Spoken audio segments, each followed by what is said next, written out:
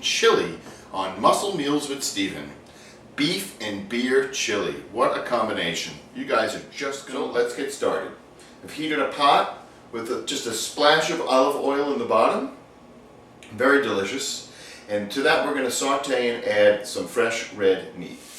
I'm adding my freshly chopped up cubed beef, approximately 8 ounces of beef, maybe a little bit more.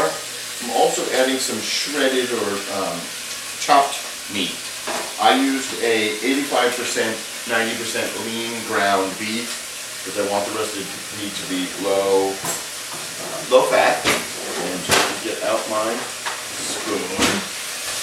And I'm just going to saute this for about maybe 5 to 10 minutes just to brown it up a little bit.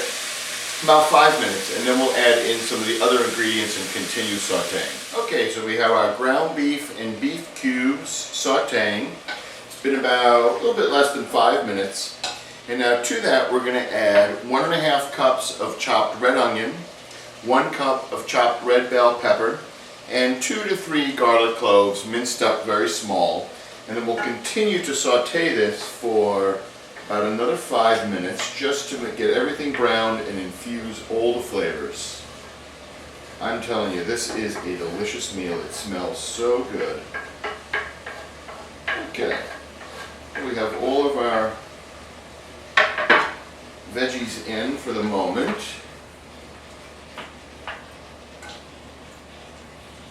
And I love this recipe because the beef is so ground. I'm using a fillet. But you can use any kind of stew meat or anything that you want that will cook, become very tender.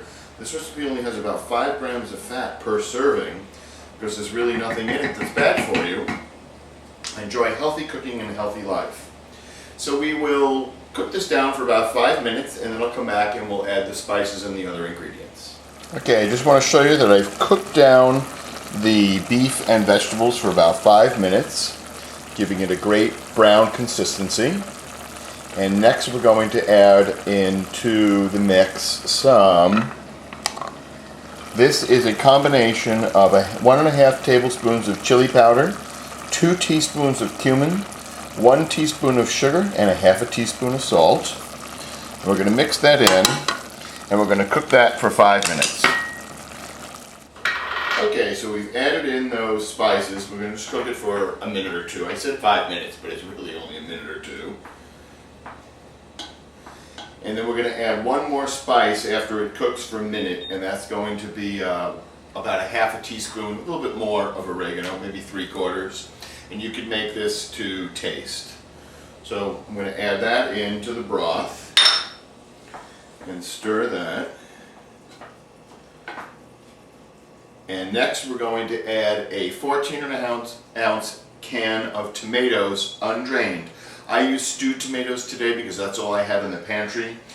Chopped tomatoes are really what the recipe calls for, but to be honest, I like the stewed tomatoes better. I think the flavor is better.